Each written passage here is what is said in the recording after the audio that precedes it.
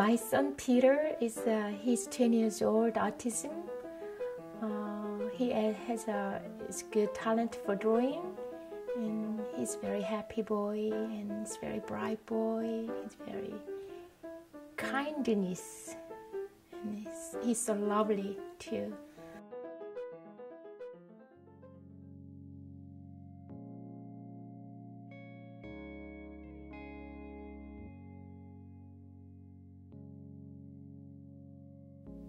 I hope that he has a good, rich, and full life.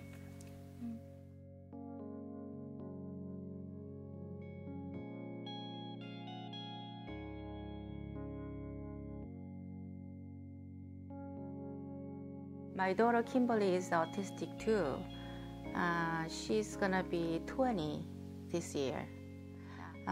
Kimberly is just like a traditional autistic girl, so she didn't have any eye contact, she didn't have any bubble. She is very hyper. It's after parents gone, who's gonna take care of Kimberly? It's very scary thing too.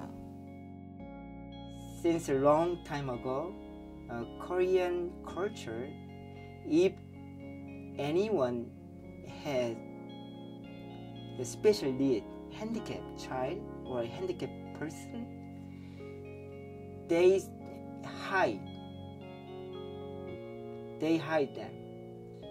Many people, they talk about their success, money and school and healthy. That is why this ability is something wrong. Well, Westerners often wonder, gee, how do Asian families or small Asian communities police themselves so well? Well, it's because whatever happens within the family reflects upon the family itself.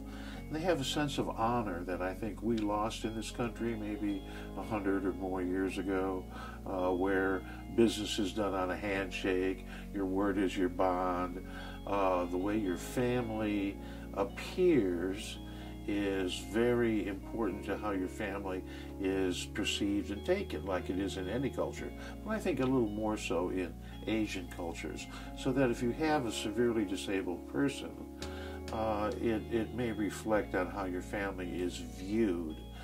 There's still a lingering sense of something was done wrong, whether it was a birth accident or a DNA situation. That is something Westerners would say, oh, that's just the way the DNA cookie crumbles, but Asian people may take it as a little more of a personal fault than I think we do in our way of thinking. The system we have in America is very different from the system they have in Korea, and especially the system they had in Korea when they immigrated here.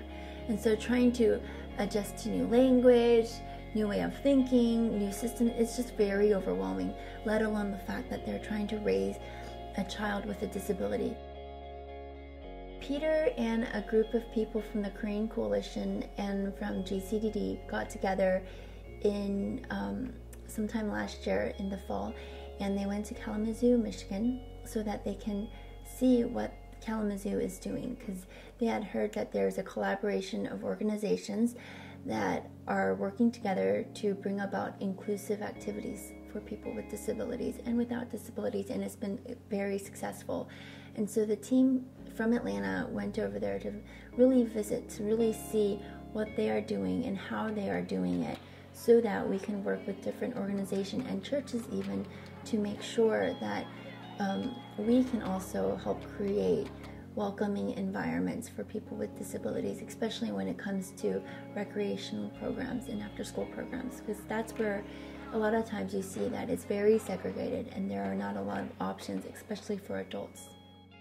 Success for the Korean Coalition is for the parents to really first be able to know what they want, know how to get what they want, even if it means to advocate, even if it means to collaborate with other organizations to really fight for what they want and need.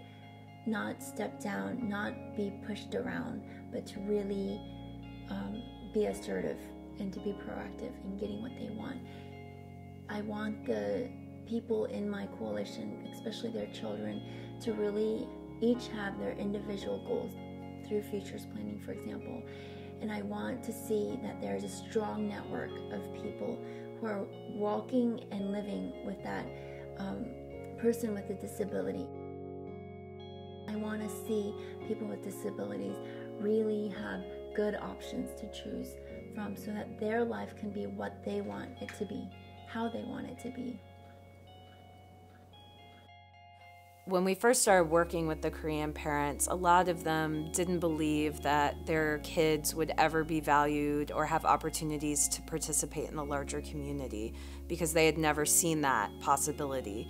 So it was vital for us to take them to meet people who had disabilities similar to their own children's disabilities, to see that there are a lot of opportunities available, and that a lot of people do value the contribution that people with disabilities make. The community builder is the person who is on the ground with the parents, who has their finger on the pulse of what's happening on the ground, and can act as kind of the bridge between us and the local community project. With the Korean Coalition, the language barrier was a huge barrier. I think a lot of the parents felt pretty isolated, even from the disability advocacy world, because of the language barrier. So to have someone like Sharon, who was bilingual, who was able to speak the language and present those opportunities to the parents, was extremely vital. We wouldn't have been able to make the kind of progress we have made over the last couple years without Sharon being able to kind of straddle that fence and be that bridge.